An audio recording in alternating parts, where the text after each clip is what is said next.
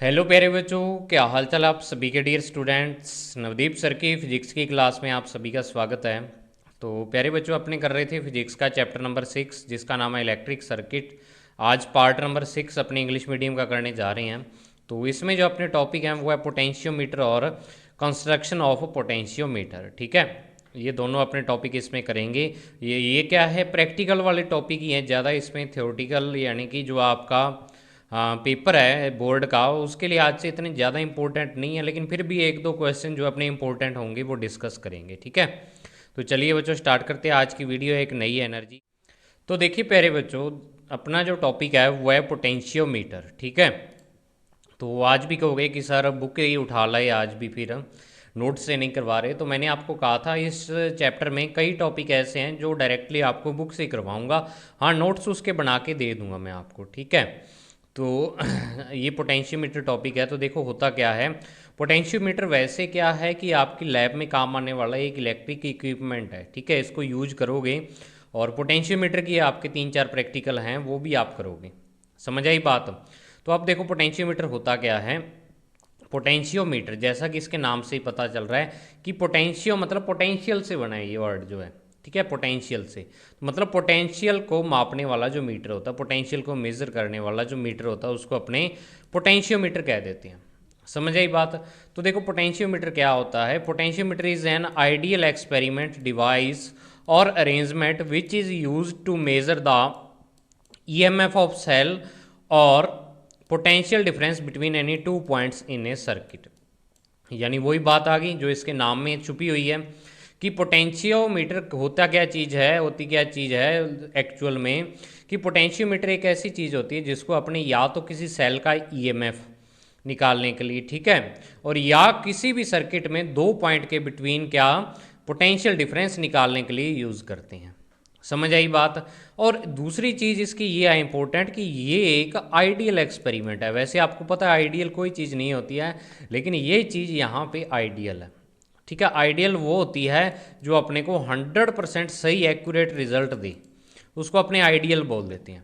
समझ आई बात। तो 100% एक्यूरेट रिजल्ट देता है तो ये एक आइडियल डिवाइस है।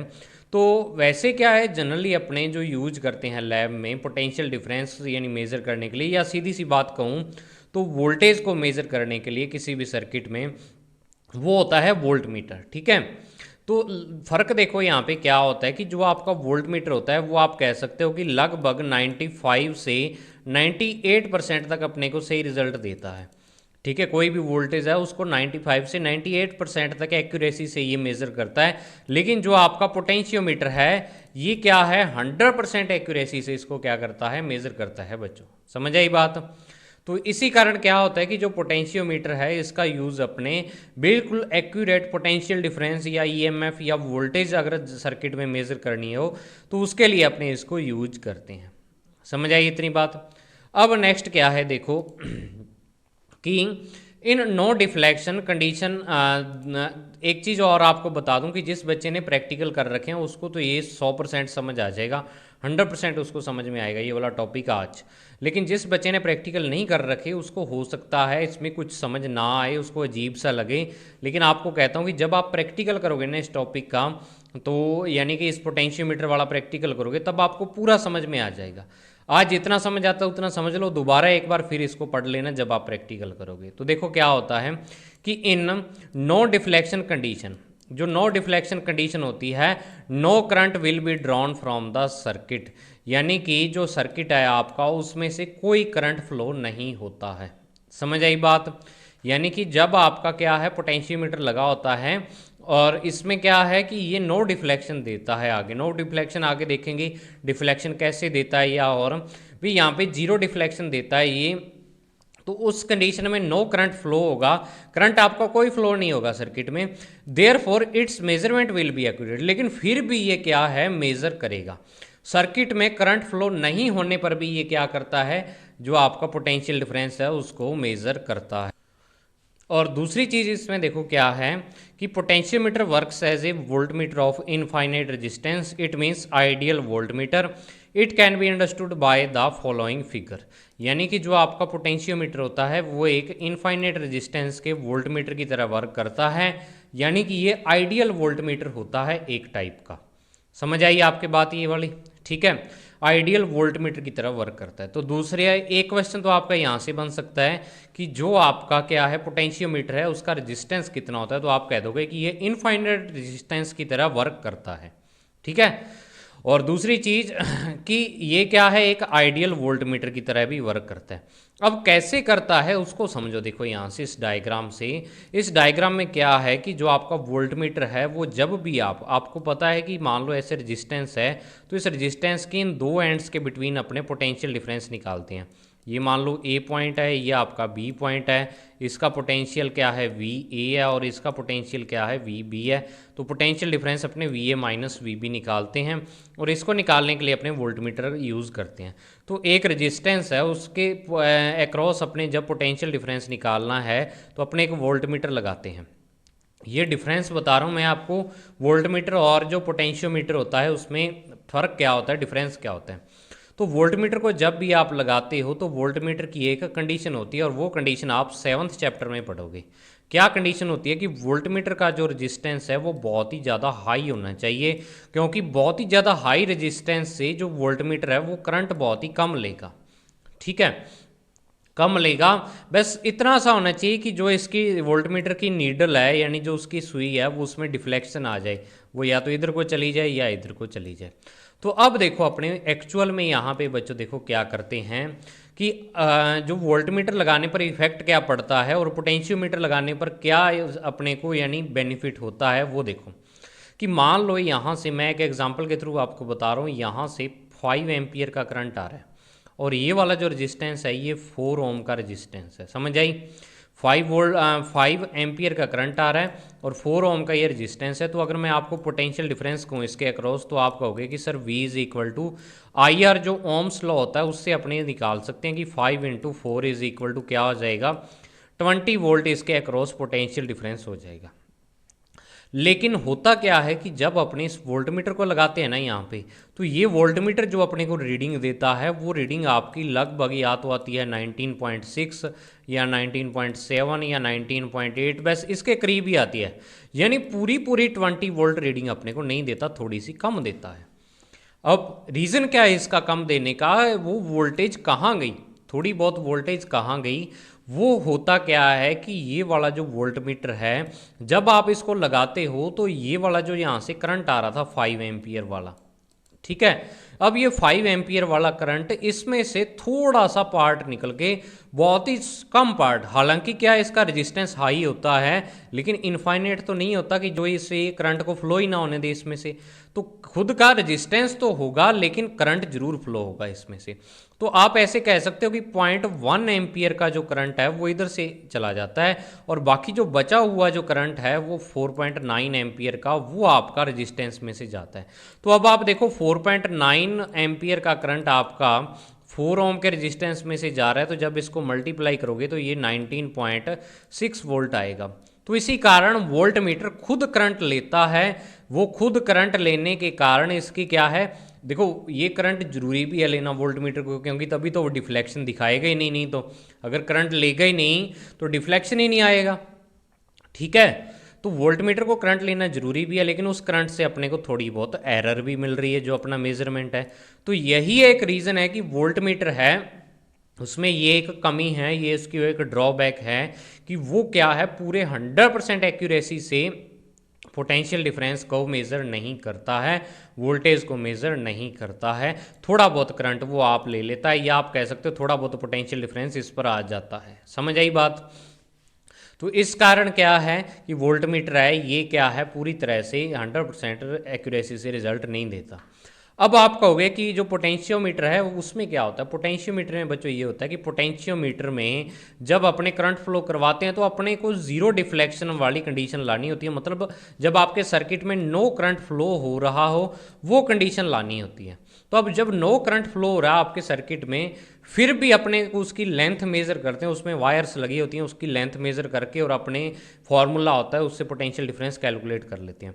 मतलब कि पोटेंशियोमीटर डिवाइस में अपने वो वाला पॉइंट फाइंड करते हैं जब आपके सर्किट में से करंट नहीं फ्लो हो रहा है। तो उस टाइम क्या होगा, जब करंट ही नहीं फ्लो हो रहा होगा तो V is equal to I R से V जीरो होगा, मतलब उस पर कोई पोटेंशियल डिफरेंस उस टाइम नहीं होगा, मतलब पूरा का पूरा पोटेंशियल डिफरेंस जो अपने सर्किट का है वो वहीं रहेगा। मतलब आप ऐसे कह सकते हो कि सही 100% एक्यूरेसी से मेजर पोटेंशियोमीटर करता है। समझ आई बात। तो अब देखो, जो ये मैंने आपको थ्योरी बताई है उस सब की, सॉरी, जो ये मैंने आपको बताया अभी डायग्राम से, ये उसकी थ्योरी है। क्या है, in figure 6.6 a voltmeter is connected across a current carrying resistance for measuring potential difference, यानी रेजिस्टेंस के अक्रॉस वोल्टमीटर आपने लगाया है।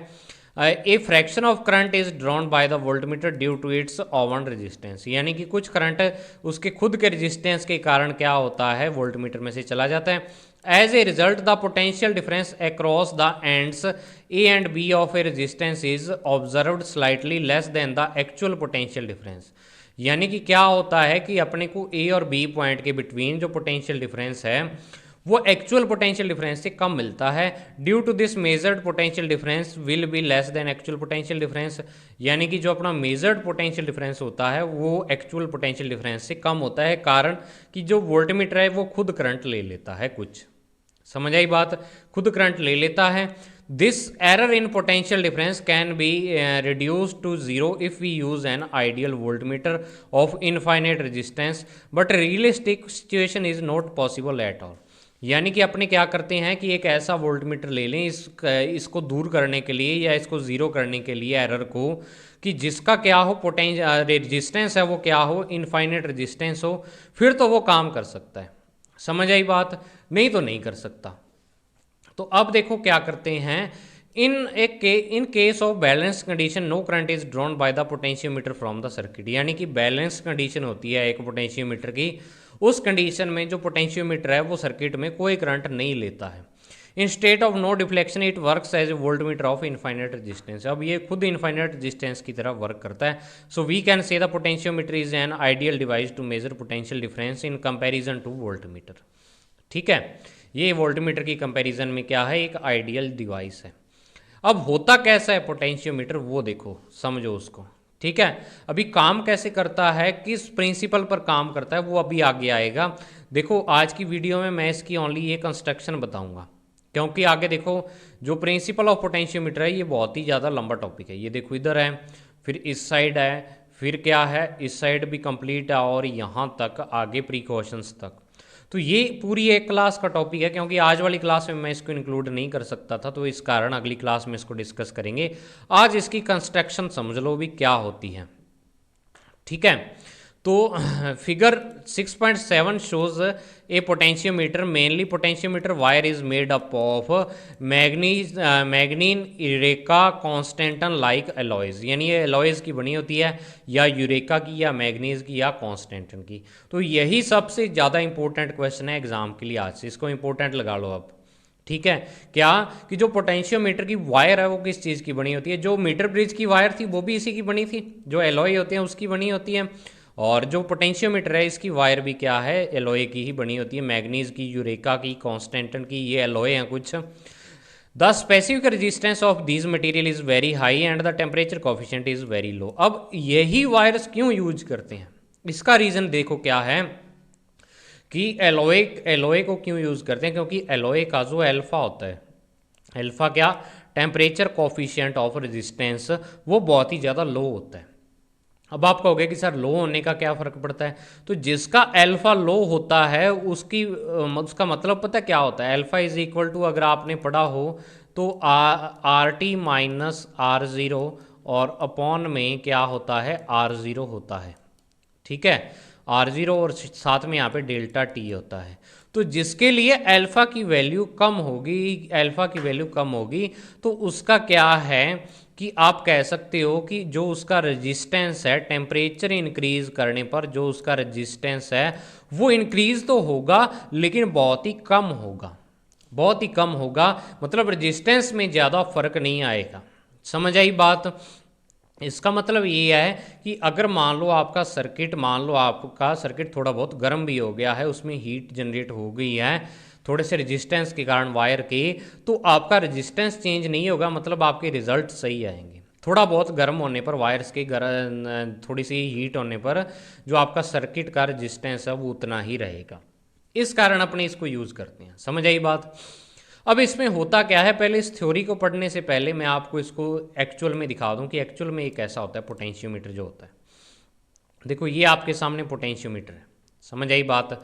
अब इसमें देखो होता क्या है पोटेंशियोमीटर में, अगर मैं आपको जूम करके थोड़ा सा दिखाऊं इसको, ये देखो, ठीक है।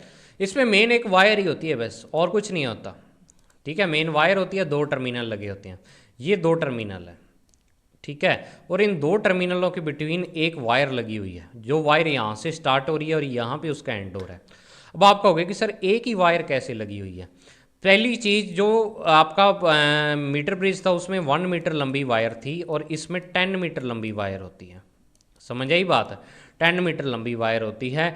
अब ये वायर लगी कैसे होती है, देखो यहाँ पे ना नट लगे होते हैं, ऐसे स्क्रू लगे होते हैं, ठीक है। अब ये वायर यहाँ से स्टार्ट होती है और इस स्क्रू पर आकर इसको घुमा देते हैं, ऐसे स्क्रू के ऊपर से घुमा के और इधर ले आते हैं, समझ आई बात, ठीक है। घुमा के इधर ले आते हैं और फिर यहाँ पे एक और स्क्रू लगा होता है, इसमें घुमा के फिर इधर ले जाते हैं। ऐसे लंबी क्या है, एक वायर होती है, ठीक है। ऐसे लंबी ऐसे ऐसे चलती रहती है। टोटल इसके क्या है, 10 होते हैं ये पार्ट, 1 2 3 4 5 6 7, इस हिसाब से 10। और एक पार्ट इसका 1 मीटर का होता है, मतलब 100 सेंटीमीटर का होता है, आप कह सकते हो, ठीक है। एक वायर की लेंथ टोटल 10 वायर्स होती हैं। हाँ, उन 10 वायर्स को एक ही वायर से बनाते हैं, बस मोड़ मोड़ के बना देते हैं उनको, समझ आई बात। अब देखो क्या होता है, इसके ऊपर एक स्केल लगा होता है, ये स्केल लगा होता है। और इस स्केल की खासियत ये थोड़ा सा आपको अलग दिखेगा, क्योंकि जब आप देखोगे ना लैब में से, तो इसके ऊपर की साइड आपको दिखेगा 1 2 सेंटीमीटर लिखा होगा, 3, और ऐसे करते करते यहाँ तक टोटल 100 सेंटीमीटर हो जाता है, 100 सेंटीमीटर हो जाता है। अब यहाँ नीचे वाला स्केल जब देखोगे, एक ही स्केल पर दो बनाए हुए होंगे, ऊपर भी सेंटीमीटर लिखे होंगे, नीचे वाले स्केल पर क्या होगा, यहाँ से 1 सेंटीमीटर स्टार्ट होगा, 1 2, ठीक है, और 3, और इसी तरीके से यहाँ पर आकर 100 हो जाएगा, समझ आई बात। अब ये क्या है, दो स्केल हैं, ये दो स्केल मिलकर इस वायर की लेंथ को मेज़र करते हैं। अब कैसे मेज़र करते हैं वो भी समझ लो आप। आपको देखो स्केल कोई भी स्टार्ट हो सकता है 1 से, ऊपर वाला भी हो सकता है और नीचे वाला भी 1 से हो सकता है। अगर नीचे वाला 1 से होगा तो इसकी सीध में ऊपर देखना आप, 1 की सीध में 99 होगा, ठीक है। और अगर ये नीचे ऊपर से स्टार्ट हुआ 1, तो इसकी सीध में नीचे 99 होगा, तो कोई भी हो सकता है। अब आपको देखो स्केल लेना कैसे है, कैसे वायर की लेंथ मेज़र करनी है। पोटेंशियोमीटर में एक्चुअल में क्या होता है, आपको एक पॉइंट फाइंड करना होता है, और वो पॉइंट आप जॉकी की हेल्प से फाइंड करते हैं। जॉकी मैंने आपको दिखाई भी थी पिछली वीडियो में कैसी होती है। इस जॉकी की हेल्प से, ये एक तरह की होती है, ठीक है ना, इसकी हेल्प से फाइंड करते हैं। अपने को एक ऐसा पॉइंट फाइंड करना होता है कि अपने जो यहाँ पे एक गैल्वेनोमीटर लगा हुआ होगा आपके पास, जो कि गैल्वेनोमीटर से कनेक्टेड होगी, कि उस गैल्वेनोमीटर में जो डिफ्लेक्शन है वो बिल्कुल ज़ीरो आ जाए, ना ही उसकी जो नीडल है इधर जाए और ना ही इधर जाए। तो अपने को ऐसे वायर्स पर लगा के चेक करना होता है भी कौन सी वायर पे किस पॉइंट पे आपका डिफ्लेक्शन जीरो आता है। अब उसी की हेल्प से अपने पोटेंशियल डिफरेंस फाइंड करेंगे। अगर आपके दिमाग में ये आ रहा है कि सर कैसे करेंगे, तो वो आगे आएगा बच्चों, आज ही नहीं आएगा। बस इतनी बात समझ लो आपकी, आपको एक पॉइंट फाइंड करना होगा जहाँ पे गैल्वेनोमीटर में डिफ्लेक्शन जीरो आ जाए। अब देखो मान लो कि ये पॉइंट आपका 4th वायर पे आ गया, इसके ऊपर 3 वायर्स हैं ऐसे 1 2 3, और 4th वायर ये वाली है आपकी, इसके इस वाले पॉइंट पर आ गया, ठीक है। अब आप देखोगे कि इसको मेज़र कैसे करेंगे, अब ये वायर की कितनी लेंथ है। तो अब आप देखोगे कि यहाँ से आपका first point, first terminal start हो रहा है। तो अब आपको देखना है कि इस फर्स्ट वायर के साथ कौन सा स्केल चल रहा है, साथ साथ एक से कौन सा स्केल स्टार्ट हो रहा है। मान लिया ऊपर वाला स्केल स्टार्ट हो रहा है, तो ये इस वायर को मेज़र करेगा। इस वायर की लेंथ कितनी होगी, 100 सेंटीमीटर होगी। अब दूसरा, अब ये वायर घूम के ऐसे जाएगी ना इस डायरेक्शन में, तो अब दूसरा स्केल आपका इस डायरेक्शन में चलेगा, दूसरे के यहाँ पे 1 होगा और यहाँ पे क्या हो जाएगा, 100 हो जाएगा। तो अब ये दूसरी वायर की लेंथ को मेज़र करेगा, ये कहेगा कि यहाँ तक आके 100 हो गया दूसरी वायर की।